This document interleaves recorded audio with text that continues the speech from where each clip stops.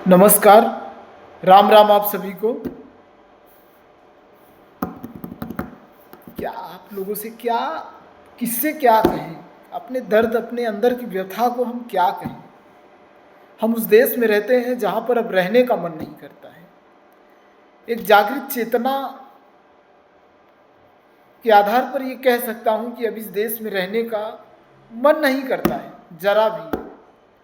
और आप लोगों से भी कहना चाहते हैं कि आपको अगर मौका मिल रहा है तो छोड़ दीजिए, प्लीज प्लीज छोड़ दीजिए। हमारे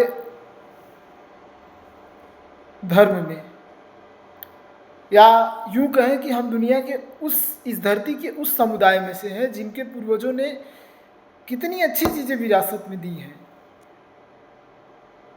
अब बताइए, दुनिया की कोई संस्कृति ऐसी कहती है सर्वे भवन्तु सुखिनः सर्वे सन्तु निरामया सर्वे भद्राणि पश्यन्तु माँ कश्चित् दुर्भाग् भवेत्, कहती है? आपने कभी सुना है? अरे सर्वे का मतलब ये नहीं है कि सिर्फ मनुष्य जाति, सिर्फ एक कोई विशेष। सर्वे का मतलब है कि धरती का बड़ा से बड़ा प्राणी, छोटा से छोटा जीव जो आंखों से भी न दिखाई दिए, उसको भी कुछ ना हो, वो भी स्वस्थ रहे, मस्त रहे, अपने जीवन का आनंद ले, अपने जीवन को में जीने, बेहतर तरीके से जिए अपने जीवन को। और हो क्या रहा है, हम उस देश में हैं यहाँ पर सिर्फ जंगलों की कटाई हो रही है, पेड़ों की कटाई हो रही है। मैं अब भी कह रहा हूँ कि we can not take great decision under air condition.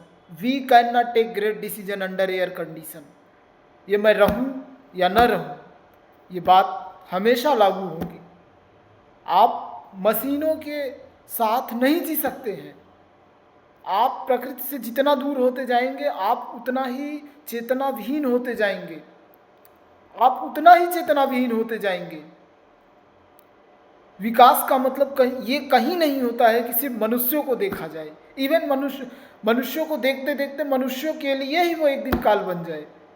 विकास का मतलब ये नहीं होता है कि जो एक पेड़ पर, एक जंगल में कई स्पेसीज रहती हैं, कई जीव जंतु रहते हैं, उनका ध्यान ही न दिया जाए। विकास का मतलब ये कतई नहीं है। दिल्ली गैस चैम्बर बन चुका है, ये सबको पता है। दिल्ली का कुछ नहीं हो सकता है, अगले 50 सालों तक कुछ नहीं होगा, ये लोग ऐसे ही चलता रहेगा।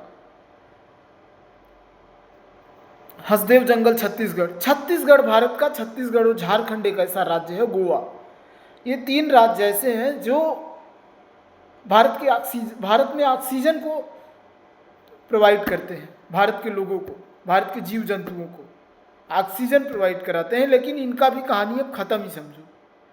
हसदेव जंगल चला गया, झारखंड तो अब खोखला हो गया है, झारखंड में अब कुछ नहीं बचा है।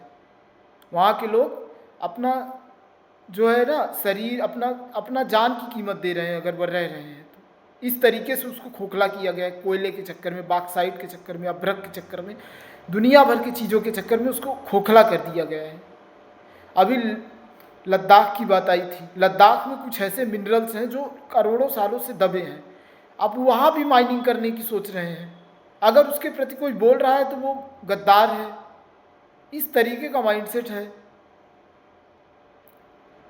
अभी अरावली सुप्रीम कोर्ट, अरे यार, सुप्रीम कोर्ट ने आदेश दे दिया। सुप्रीम कोर्ट ने आदेश दिया है यार, आपको समझ में आ रहा है? सुप्रीम कोर्ट मतलब हम भारतीयों की, एक गरीब की, एक आम आदमी की क्या वैल्यू है आप समझ लीजिए। सोचते थे कि सुप्रीम कोर्ट हमारी मदद करेगा।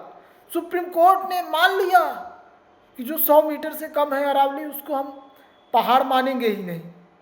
ये लोग, एक तो वैसे ही राजस्थान आधा गर्मी में तपता है, रेगिस्तान है, कुछ हो नहीं सकता है।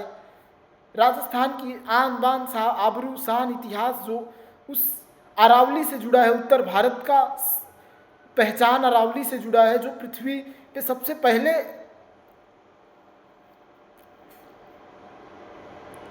जो है जन्म लिया था।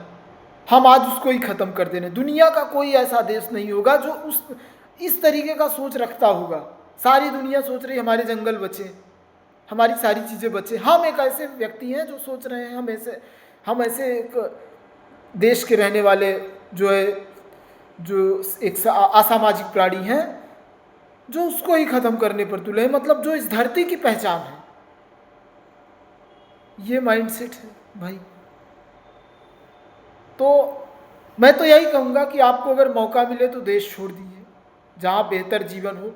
न यहाँ पानी शुद्ध है, न हवा शुद्ध है, कुछ भी नहीं शुद्ध है। आप जितना दिन जिएंगे, वो एक कहते हैं ना कि एक तलवार की नोक पे खड़े रहना, जब तक वो धंस नहीं जाता है समझ लो कि वो आपका किस्मत है। नहीं रहने लायक है यार ये देश, अब नहीं बचा है। जंगल काट ले रहे हैं। गंगा नदी का क्या हाल है, अगले 20 साल बाद गंगा नदी आप देखिएगा तो हम बताओगे अपने बच्चों को कि यहाँ गंगा नदी बहती थी, यहाँ यमुना नदी बहती थी। जैसे आज बताते हो ना कि यहाँ महानदी थी, जैसे आज बताते हो यहाँ गोदावरी ही है, ऐसे सब सब खत्म हो जाएंगे ऐसे ही।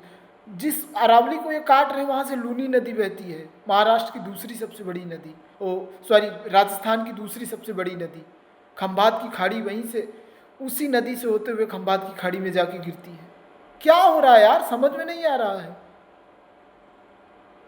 आप लोगों का, इस देश का। मत बैठिए सुप्रीम कोर्ट है, हाई कोर्ट, फलाना कोर्ट, ढिमका, कोई बचा लेगा? कोई नहीं बचाएगा, कोई भी नहीं बचाएगा। आप अगर बच सकते हो तो बचो, कोई नहीं बचाने वाला है, कोई भी नहीं, कोई नहीं बचाएगा।